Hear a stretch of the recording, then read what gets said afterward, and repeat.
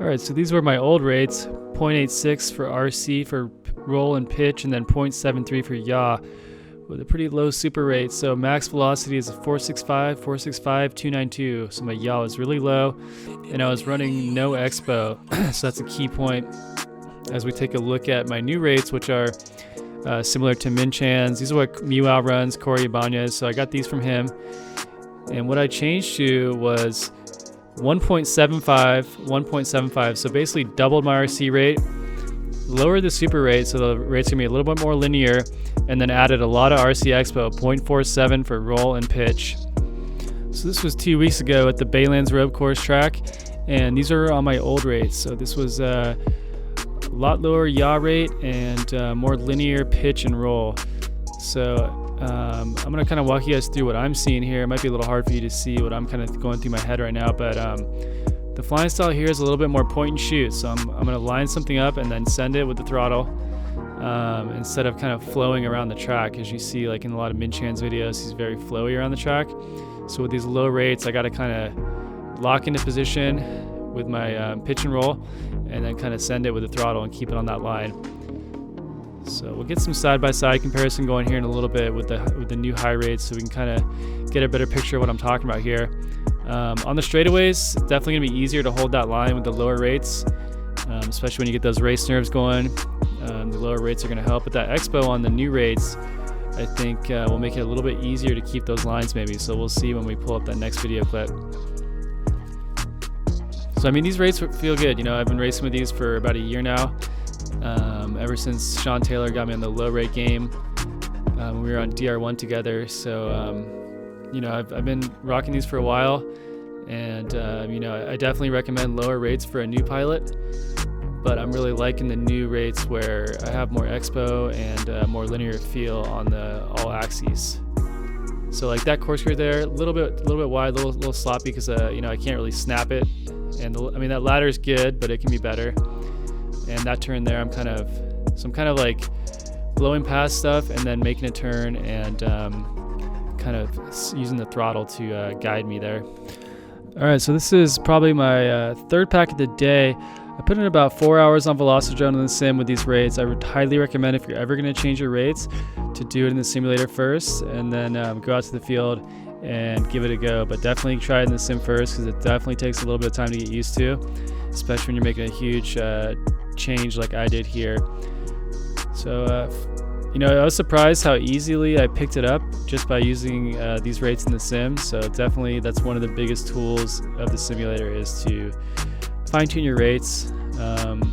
So here we go. So that move right there, that carousel down, I don't think I could have done that as clean with my old rates. And it just my initial thoughts is that just the lines look a lot smoother, a lot more connected, instead of kind of like snap and shoot.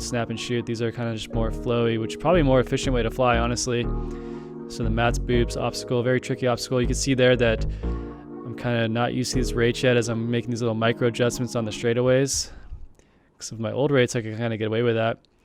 So let's watch this ladder here. Ladder was like, I was like, oh my God, that was too tight. Just wasn't used to the rates yet. But this track is definitely a good test, because I don't think with my old rates I would have had as good of lines on it.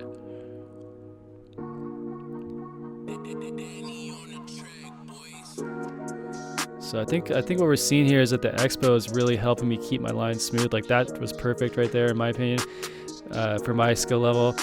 And this ladder is pretty dang good. My battery actually sags. So let's take a look at another clip here. All right, so we're about 10 packs in here and starting to really feel good. So that obstacle right there, that's called Matt's Boobs, and that's part of the MultiGP Drone Nationals Global Qualifier track. And I was having trouble with that maneuver with my low rates. That's part of the reason why I made the decision to move to these higher rates. A lot of the tracks, a lot of these MultiGP UTT style tracks really require some like quick snap maneuvers. So I'm starting to get the flow down, I'm starting to get control and not overextend my sticks here. And this move right here, I'm really liking the look of that. Those carousels, this one as well is looking good. Nice and flowy. I think that's that Expo coming into play there. And then that move there, like I don't know if I could do that with my low rates. Just really like snap that back really quickly. It's a tricky obstacle with those 3 gates. Let's watch again as we come around here on this next lap. So we got Matt's Boobs pretty tight there. And then this carousel, I'm loving the way that looks with these rates. The down one as well, those are really tricky. So here we go, we got a ladder into a sharp U-turn, split S, like that little snap right there. That looks good to me on these rates. And just the lines overall, just to me, look more flowy. We'll put some side-by-side up here now. It's a different track, but you should be able to see the difference that I'm trying to talk about here.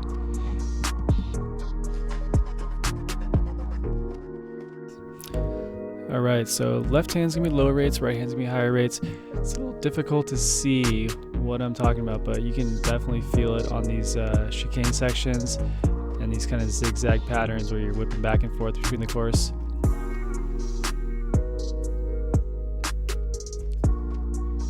Left hand side, I'm blowing out this ladder just a little bit. It's a tight ladder, but still. And then here I'm kind of overshooting stuff just a little bit, but that looks pretty good, honestly. This is one of my better runs of the day. Right hand side, the carousel down, it's a really hard maneuver. And then let's watch this ladder.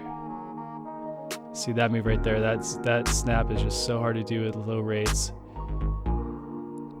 But the left hand, I mean, the left hand looks good, honestly, but it's more of a confidence thing. It might look kind of similar to the naked eye, but I'm just telling you that the way it feels on the sticks gives you a little more confidence to get in there tight and really get into like tight situations where you can snap out of it quick. All right, so here's a side-by-side example of the Matt's Boobs obstacle. Left hand's gonna be my lower rates, right hand's gonna be my faster rates. So you can see I'm able to cut it way tighter, have that confidence to really get in there tight and snap out of it for the exit. Let's watch that one more time. So the main point that I'm noticing here is not this part, but this U-turn here after you descend down, this little whip U-turn there, way tighter with the higher rates. And then also just cutting these flags nice and clean. Let's watch it again in slow-mo. So I mean, this part, rate's not gonna make a big of a difference on that first part, but this descending U-turn down, you really gotta whip it around that turn. And I blow it out pretty good on the left-hand side. Right-hand side is much better. Definitely room for improvement, but a lot better. All right, well, I hope you enjoyed that video and maybe you learned a thing or two about rates and kind of what goes through the racer's mind when they're thinking about their rates and specific courses that might require different rates, honestly. You know, if I was flying on an open track, like a DR1 style track, I would probably lower my rates just a little bit. You know, more high-speed straightaways, but these tight multi-GP style tracks really require quick maneuvers, so that's why I'm kind of getting used to these higher rates with more linear response curve as well as some Expo. So yeah, I hope you enjoyed the video, and more guides like this to come in the near future. If you guys have any ideas or any questions for videos that you want to see in the future, just leave a comment below and I will make it happen. Thanks for stopping by.